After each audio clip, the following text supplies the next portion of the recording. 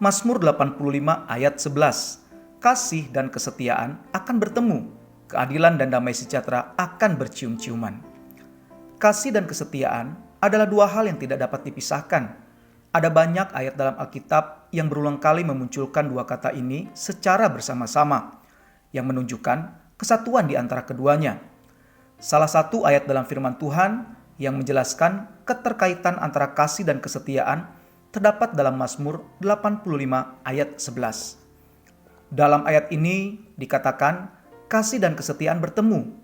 Kata bertemu dalam bahasa Inggris dituliskan meet together, yang artinya berjalan bersama-sama atau berdampingan, tidak dapat dipisahkan atau tidak dapat berjalan sendiri-sendiri.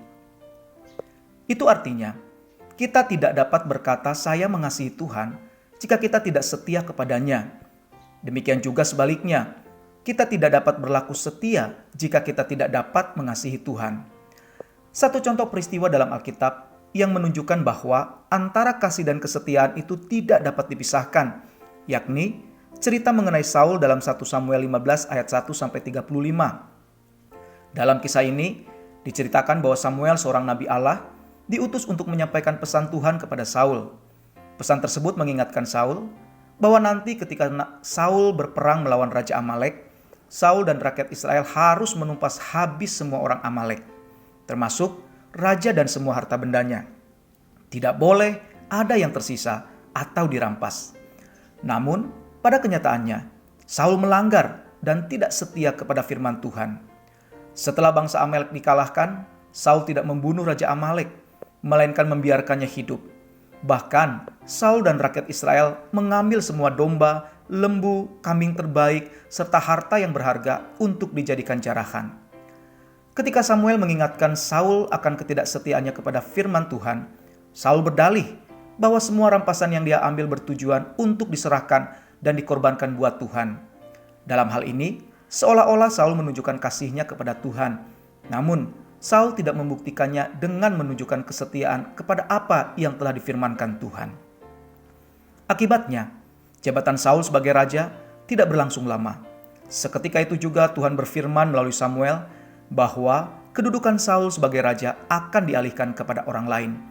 Inilah bukti bahwa antara kasih kepada Allah itu perlu dinyatakan atau dibuktikan melalui kesetiaan dalam melakukan apa yang telah difirmankan Tuhan. Jika tidak, maka kita dianggap seorang yang tidak mengasihi Allah dan bisa jadi mendatangkan hukuman bagi kita. Inilah hal yang jamak terjadi dalam kehidupan orang percaya. Seringkali orang percaya menganggap bahwa dirinya sudah mengasihi Allah. Namun, pada kenyataannya, banyak orang percaya yang secara sadar atau tidak sadar tidak mau berlaku setia di dalam menjalankan apa yang Tuhan telah firmankan. Tidak setia dalam memberi yang terbaik kepada Tuhan, tidak setia dalam memberkati, tidak setia dalam kesabaran, tidak setia dalam beribadah, tidak setia dalam melayani, tidak setia dalam hubungan suami istri, dan masih banyak ketidaksetiaan lainnya. Hal ini tidaklah mengherankan, sebab firman Tuhan sudah berkata bahwa kasih kebanyakan orang sudah semakin menjadi dingin. Jika kasih sudah semakin dingin dan mulai menurun, maka otomatis kesetiaan pun akan mengiringinya. Oleh karena itu, kita perlu mengambil keputusan untuk kembali kepada kasih mula-mula itu, yaitu kasih yang rela berkorban apapun dengan ketulusan hati, kasih yang tidak menuntut balasan, kasih yang membawa kita semakin bertumbuh untuk mengenal Tuhan, kasih yang memampukan kita untuk hidup setia dalam ketulusan, yaitu kasih Kristus yang sejati. Mari kita berdoa. Ya Bapa, ampuni kami kalau selama ini kami berkata mengasihi Tuhan, namun seringkali tidak berlaku setia kepada firman-Mu. Ajar kami untuk menjadi pribadi-pribadi yang menyatakan kasih bukan sekedar perasaan dan perkataan saja. Mampukan kami mengasihi dengan perbuatan-perbuatan nyata yang kami lakukan berdasarkan kesetiaan dan ketulusan hati. Kami tahu kami mampu, sebab Roh Kudus-Mu yang ada dalam hati kami yang akan bekerja dan memampukan kami.